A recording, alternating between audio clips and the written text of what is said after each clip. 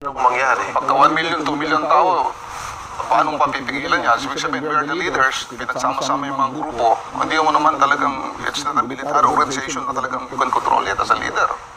Ganon. So, we really expect na this is a peaceful... What's your expected number, the 2 to 10? Dito sa, of course, sa... EDSA. No, sa Luneta, talagang solid yan. INC. INC yan, siguro 1 million, 2 million kaya nila dyan. Solid yan.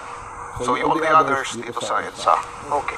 Initially, we're looking at 300, 500, possibly 1 million. So sabi mo, hindi natin control yan pag marami ng tao. So pwedeng ulit mangyari yung EDSA 1, EDSA 2, at itong pangatlo. Kasi yung EDSA 3 nung kay Erap, hindi natuloy yun. Sige, so pwedeng matuloy ulit yung EDSA 3. That is a possibility. Pwede mangyari yan. Pero that is beyond our control na, maski na pigilan nito. Basta, as a leader, we are focused on the corruption